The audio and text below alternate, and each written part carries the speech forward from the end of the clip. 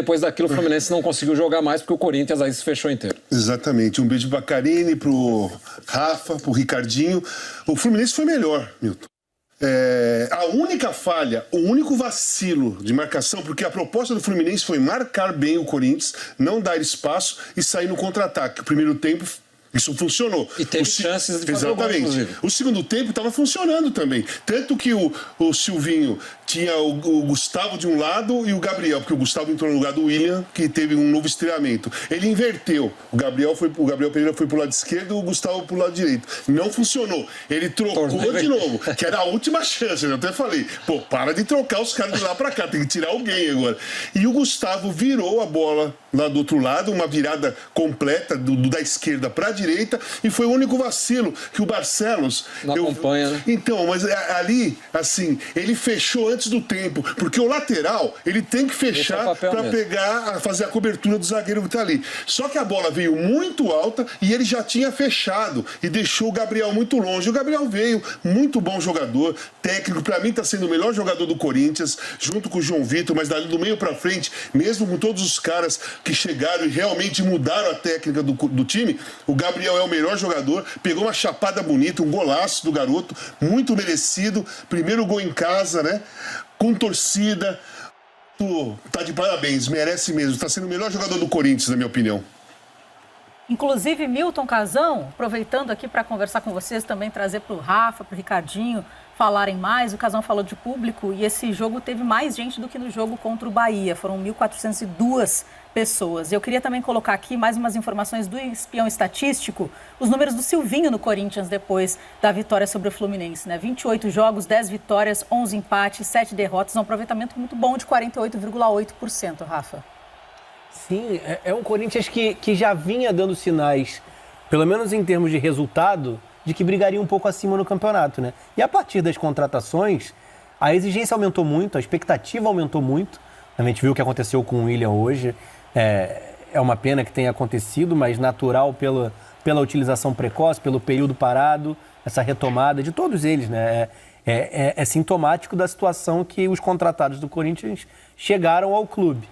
E trabalhar com isso para continuar tendo força na equipe que vai a campo é um grande desafio do Silvinho. Eu acho que exatamente pela expectativa gerada é que o trabalho dele se dificulta. Porque você tem que readaptar, você precisa reconstruir num setor fundamental, é o meio-campo.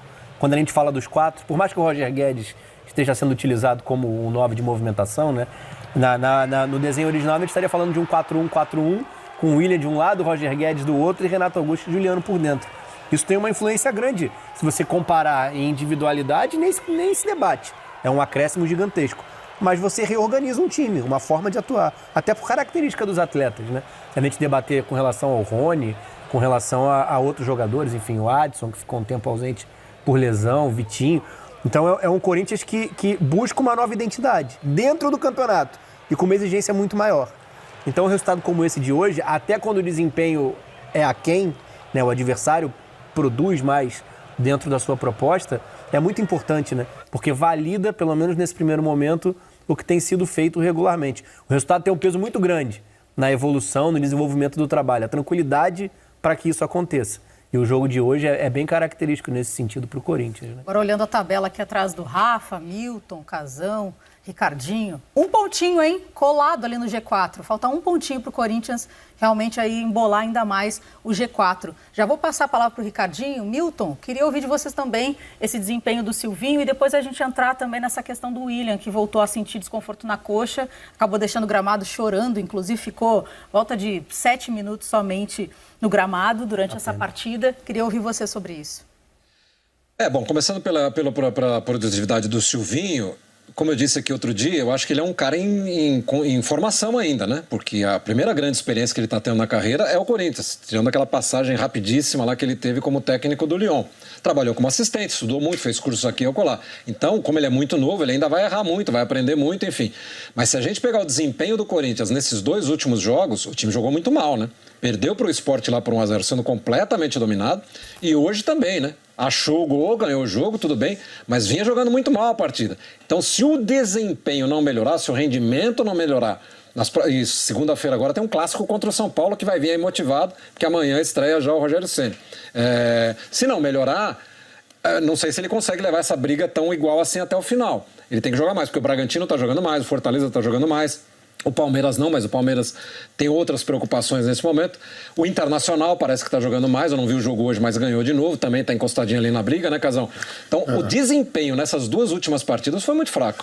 Primeiro assim, o grande mérito do Silvinho foi organizar o time quando o time estava mal. Quando o time era abaixo, tecnicamente, de todos os outros. Ali, o time perdia, jogava mal, ganhava mais fora do que dentro, perdia só em casa, mas ele fez um time titular. Ele conseguiu montar um time titular naquele momento ruim do Corinthians. Tanto que quando chegaram esses 4 caras, ele mexeu do meio para frente, porque atrás ele já tinha organizado, né? Então esse é o grande mérito do Silvinho. Agora, o que eu percebi, pelo menos nessas 2 partidas, pode ser uma coincidência, mas eu acho que não é, o Corinthians jogou muito mal sábado sem o William. O William não jogou por causa de uma contusão na coxa. Hoje, o William voltou, em 7 minutos, ele sentiu a mesma contusão na coxa e saiu. E o Corinthians não jogou bem de novo. Então eu acho, assim, pelo que eu tô vendo, o meio-campo do Corinthians, o Renato é ótimo, dá dinâmica, muito técnico, mas não tem a mesma velocidade do William. O Gabriel Pereira está sendo o melhor jogador do Corinthians, mas ele não é um jogador de velocidade. Ele é um jogador que vem para o meio, para abrir, para bater de esquerda e tudo mais. E organiza jogo, é um jogador criativo. O Roger Guedes está fazendo aquele centroavante, corre para lá, sai para receber, briga com os zagueiros e tal.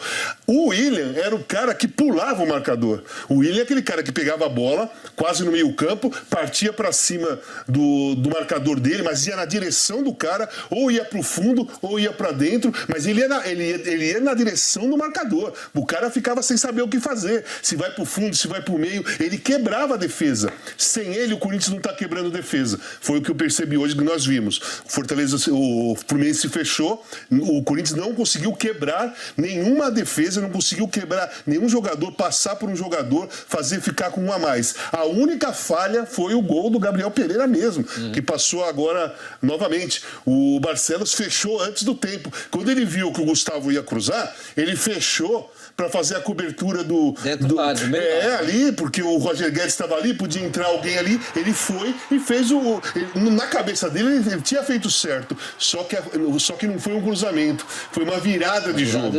Aí quando virou, ele já estava dentro da área, a bola passou alto, o Gabriel fez o gol. E uma coisa que eu estava conversando com o Casão aqui, Karine, Rafa e Maestro, é que também acabou o fator surpresa, né? O fator novidade do Corinthians. Hoje as pessoas já estão olhando e percebendo como o Corinthians joga. Exatamente. E está todo mundo marcando de forma diferente em relação àquele time que vinha jogando lá na outra parte do campeonato, né? Milton, você falou ali do Internacional e do América Mineiro. Está em andamento essa partida ainda. Está em 35 minutos e 38 segundos aqui do segundo tempo, né? 36 minutos já praticamente. Está 2-1 para o Inter. O Inter está vencendo 2 gols do Patrick e teve também o gol do Ademir pelo lado do América Mineiro. Só para a gente também passar para quem está assistindo aqui. Voltando agora a falar de Corinthians, com essa saída do William já no início da partida, acabou entrando o Mosquito, né? O Silvinho apostou no Mosquito e o Mosquito foi o cara que acabou dando a assistência para o gol que aconteceu e deu a vitória para o Corinthians. Acho curioso o que o Casão trouxe, né? Da primeira tentativa ter sido o inverso, né? O Gabriel sendo deslocado para o lado esquerdo e o Mosquito no lado direito. O que bem ou mal muda bem a característica, né? Porque o Mosquito é um cara que vai passar a atacar o fundo. Se você inverte o lado, os dois vão ter a tendência a puxar para dentro. O cruzamento é um cruzamento de pé trocado, né? Buscando.